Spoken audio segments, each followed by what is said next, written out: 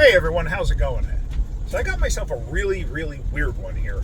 I got a Ford E150. I forgot what year this thing is. I'll have to look it up when I get back. It's a 4.6 liter with a 4R70E or 4R75E. And it keeps setting a pressure code in the transmission for the pressure solenoid. And it's weird because I could drive this thing hard and not have a problem with it. And then also I go to drive it easy and I seem to have a problem with it. And it seems to happen when I'm coasting more than anything else. So I could never find the actual cause. Like I dropped the pan down, I inspected the wiring and everything else. So I'm sitting there thinking, well, at this point, intermittent solenoid makes the most sense to me. I have the pan down, may as well put a solenoid in it. So we put a solenoid in it, or I put a solenoid in it, and I go and I take it for a ride, and sure enough, it happens again, like almost right away. And I'm like, man, this is really strange. So I clear the codes, and I start driving it very aggressively, just to see, and it shifts beautiful. No issues whatsoever. And all of a sudden, I kind of get to a slight grade, and then a slight downhill, and all of a sudden, it does it again. So I'm like, what the heck is going on here? And then I realized as I'm driving, okay, I realize this, like I feel this almost like a surge, you know, like the vehicle like going like this. And I want to see if you can hear this. Let me find a spot where I can stop safely, but I want to see if you can hear this. All right, I'm going to pull over here.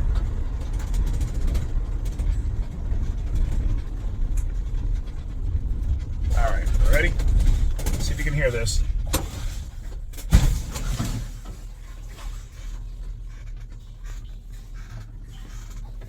There is a huge water tank in the back. This guy does power washing. And it's about a third full. And I could feel the water sloshing. And now it just threw the light on again. And I bet you it set the code. Let me just see.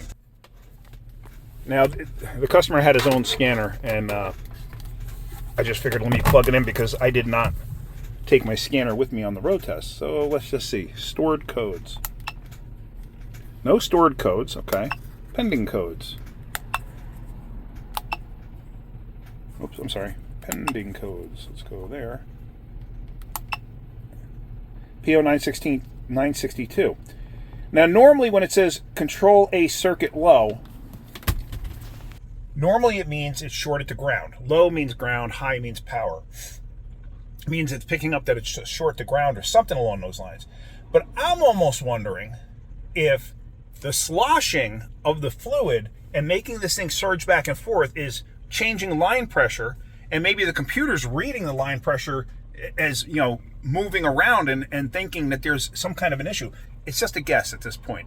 If so, that's going to be really weird. I'm going to go back to the shop. Oh, the thing is, when the code happens, this thing actually goes not into a limp mode. It actually will reduce engine torque output from a start. So like you go to take off and it's like, you know, it takes off like super slow. Like it just will not go.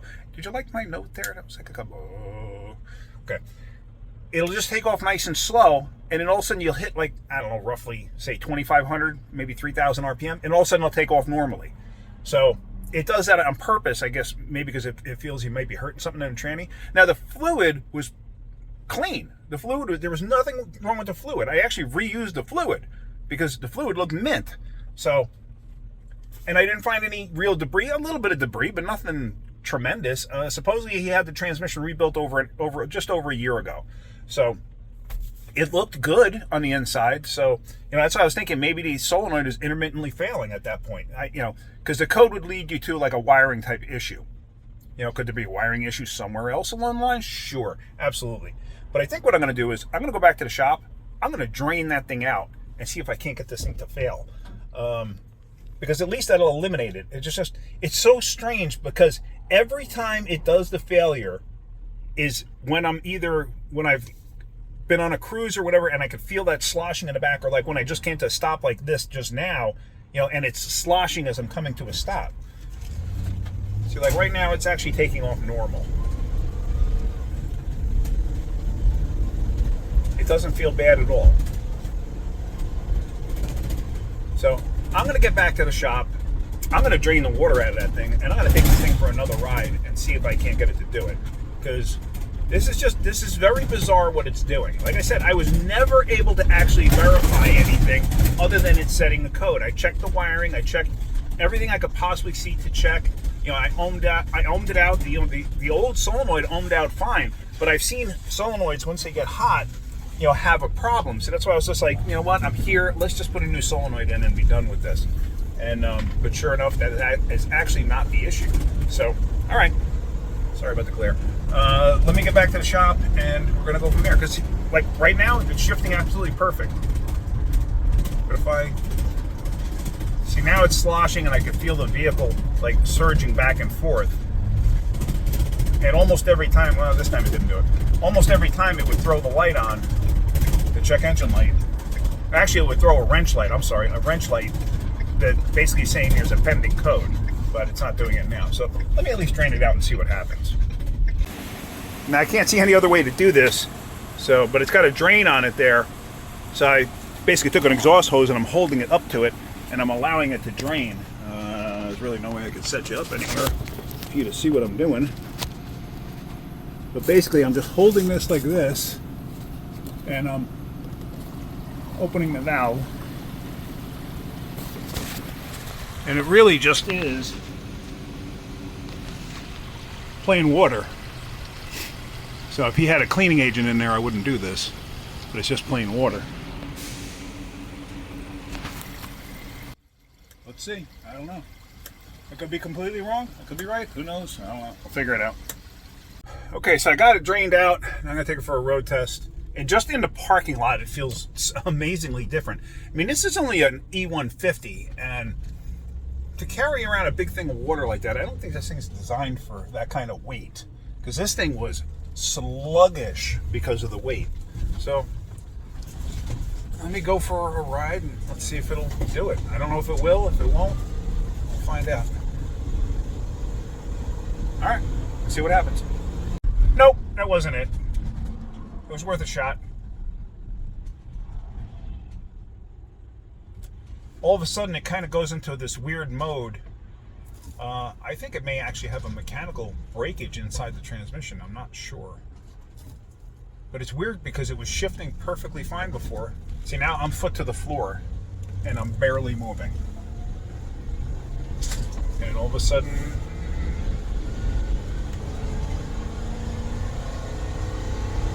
oh no, this time it didn't do it.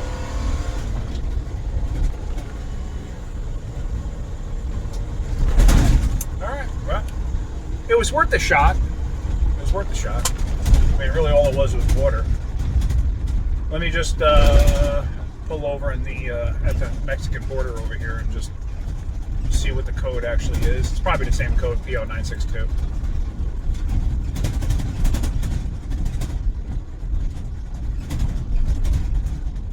But we're about to find out. And let's see. Now it's fine again.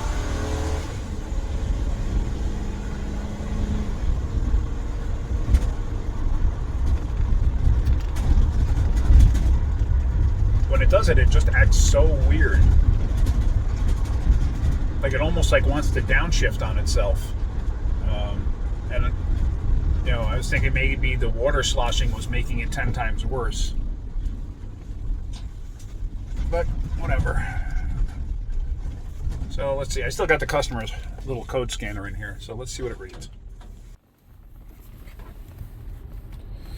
All right, let's go to read code. I did erase the codes before I started.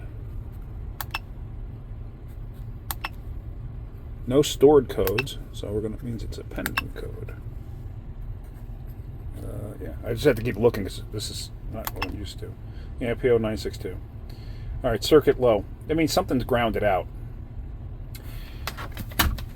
So it was setting other codes before too. It was setting like 4 or 5 different codes, all related to that same solenoid. That's why I was thinking, you know, possibly the solenoid shorted out. because I've seen that before. Like I said, solenoid, after it gets used so many times, its duty cycle, like of turning on and off and on and off and on and off and on and off, I've seen it to where all of a sudden they stop working. It used to be a prevalent problem on vehicles with EGRs that had solenoids that controlled the vacuum. It was a common problem on vehicles that had that type of a setup. Obviously, this is something a little different. So I'm going to have to look into this. I'm going to have to look into the wiring. I'm thinking maybe I got wiring rubbing through somewhere. But let me go grab an actual scanner, my Snap-on or my King Bolin, and let's see what it does. Let's see how it acts. Let me see if I can't see what it's doing when the problem occurs. So, all right, head back to the shop. We'll try that. Okay, so here's the recording. Coming to a stop, you see it says pressure control solenoid is okay right there. But then it goes short ground, open, short ground, short battery, then okay, open, okay. Hello. Short ground, short battery, okay. It's weird because it seems to do that when it's just at a stop. I don't know. I'm not quite sure what's going on here. All right, so I'm back on the E150. What I did now, I hope I got this video together correctly. Let me do a recap. Had the issues with this thing setting codes for the pressure control solenoid. And this thing had a third of a tank of water in the back that was like sloshing and making the van do this. So for some reason I was thinking, was it possible that that was creating some kind of an issue? I don't know. I had no idea. So I drained all the water out. It didn't do anything. So it still had the issue. This thing had a transmission done over a year ago, someplace else, don't know who did it. But it kept on setting codes for the pressure control solenoid. So what I did was I started watching on the scanner the fault code, the actual data for the fault code. And this is it, the pressure control solenoid. And right now it's reading okay, as you can see. But what it was doing was going to short, then open, then ground, and back and forth. It kept on flipping around.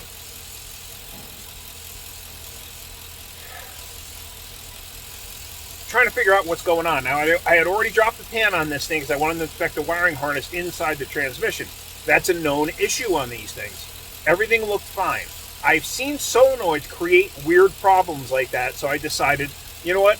I already got the pan down, let's put a solenoid in it. So I put a solenoid in it. It did not fix the problem. Okay, so now what? All right, so still doing it. It would go, like I said, it would say that it was shorted to ground, shorted to voltage, and then open.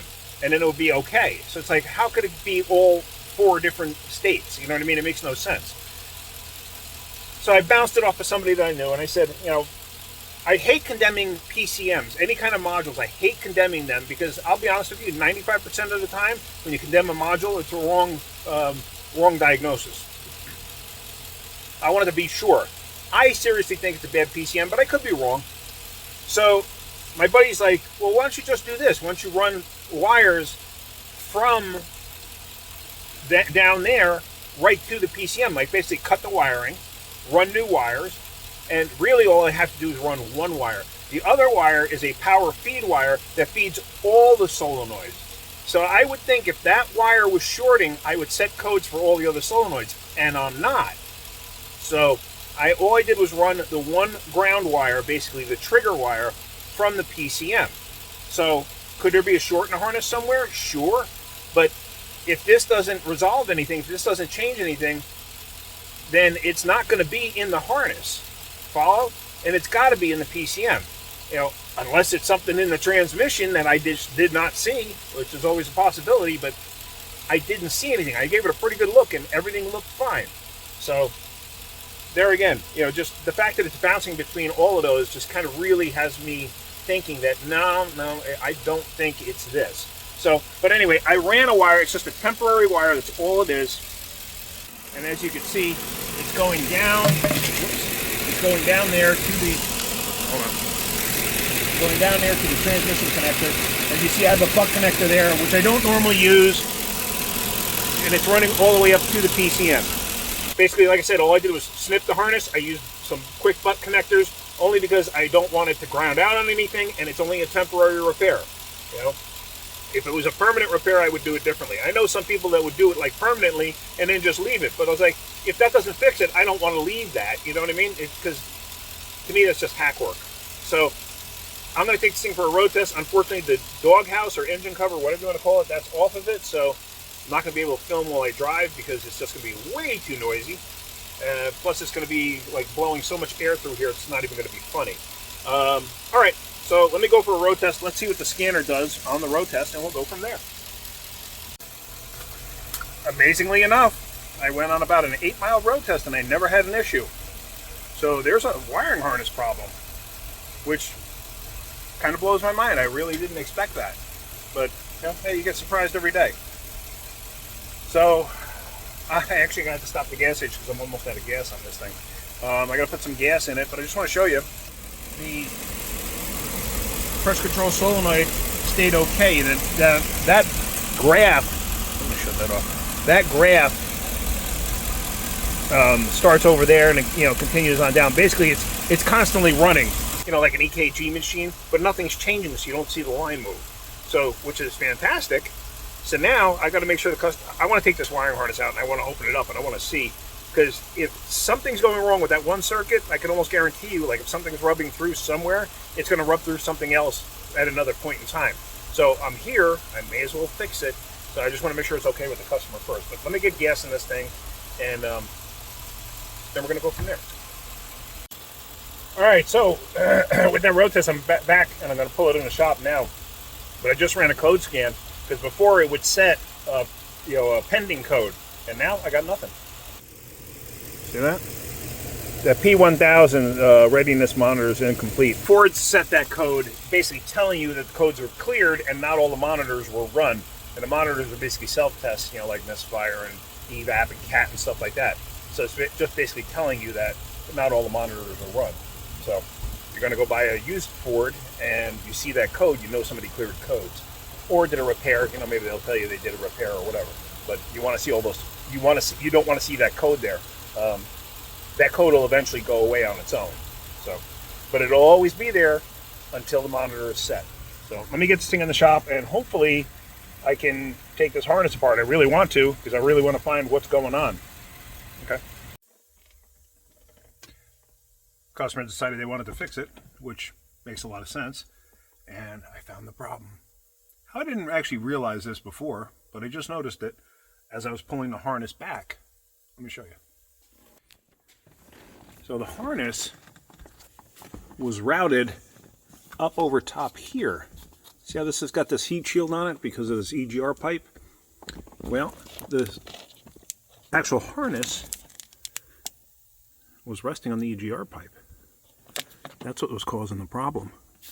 The harness is supposed to go underneath there, so why in the world it was on top, I have no idea. Like, did somebody have the intake off on this at some point in time? Maybe, because if you look too, this retainer is not in its place. It's supposed to be here. It's actually broken. So somebody must have had the intake off of this thing at some point in its life. But yeah, so here is the actual problem. So I'm going to have to cut this open. I'm going to have to repair this. I think I'll undo a little more of this so I can get it back further. But basically I disconnected it from the PCM, and you can see where I cut the wire and just added the one that I put in. So yay me. All right, so that would explain why I was going shorted to ground, shorted to power, and everything else, because you have power wires there and everything else. So the power, why it wasn't setting any other codes is kind of bizarre, but what it is. So let me get this apart. Let me actually move this up onto the seat so I can work on it much easier than halfway underneath the steering wheel and the seat to get to it. So let me do that, and then we're going to dig this, we're going to cut this open, and we're going to fix this. All right, so if you look close, this is the wire for that pressure solenoid, this one here, and you could actually see bare wires. I cannot believe that this did not set any codes in any other system, or for anything else, like another solenoid or something. This one didn't go through, this one didn't go through, but this one went through, this one went through, and this one went through. Just kind of amazing, really, that it didn't. But It is what it is. You run into weird stuff every once in a while. So this is 2 out of 3, meaning I had another wiring issue, which was a weird one, which was the battery acid that had gotten onto the harness for that Ford Flex. So now I got this one. So that means there's one more coming around the corner.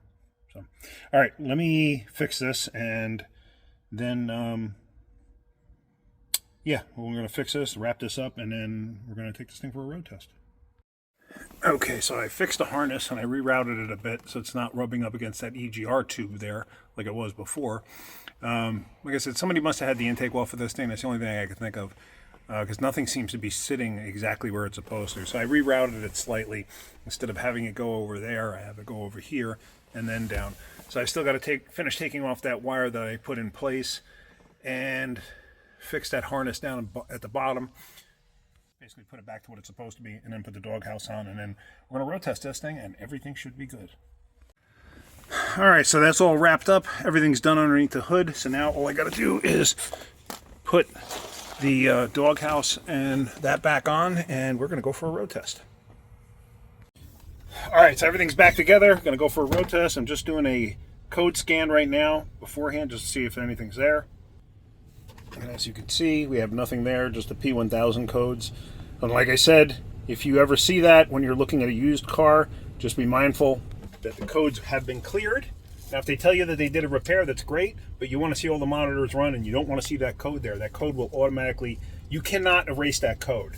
That code will automatically erase itself. But if you try to erase it, it'll come right back, because erasing it will clear all the monitors. So that's all. All right, I'm going to take this thing for a road test. I'm confident it's going to be good. Well, let's just see. Yeah, this thing runs good now. I mean, it always ran good. It just, when it went into that funk, it was weird. Well, I guess, I'm pretty sure I explained this in the beginning too, or in part of the video. Whenever it would see a short in the pressure solenoid system, basically, you know, whether it's a pressure solenoid or a wiring harness, whatever, whenever the PCM would see that, it would actually pull back engine torque. It does that through timing and stuff like that. So the thing would be an absolute dog, and then all of a sudden it would take off and it would run really good. So, I mean, I'm on a longer road test now, and the thing runs fantastic. So I am super happy. I'm super happy I found that.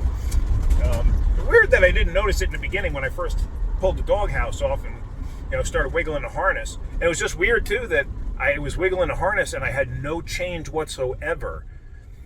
But the other thing too is when I was having the problem was when the vehicle had been driven for a little bit. Like, it couldn't be cold. It didn't do it when it was cold. It only did it once it warmed up a little bit. So, I don't know. All right. Well, let's get it back to the shop now, and we'll recheck the codes. Scanner somewhere. We'll recheck the codes, make sure everything's good, and then we'll send it back to the customer.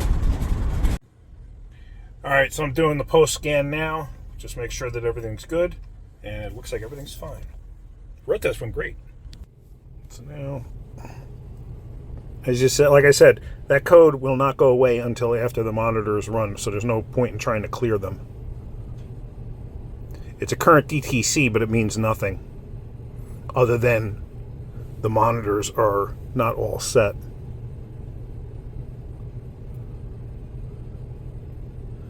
See? All the ones with check marks are all done. Now, meaning all done too, it may not have comprehensive component or EGR VVT. It may not have these things, you know, so that's why it's marked off with a check mark. But so it's still waiting for evap, oxygen sensor, and oxygen sensor heater. But that'll probably happen on the next cold start. So yay, it's fixed. I'm happy with that. It runs great. Customer's going to be happy. You know, he thought he was going to need a transmission. He said transmission was rebuilt 1.5 years ago by another shop. It wasn't under warranty anymore, so he was afraid that he was going to have to pay for another transmission rebuild. So, yay. It's not always a transmission. We get that quite a bit here.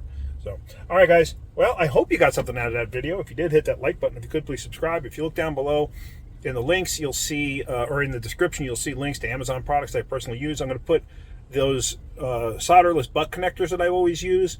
I'm going to put those in there with the heat shrink and stuff like that. This way you can see that stuff. And that's about it. All right, guys. Have a great day. Keep wrenching.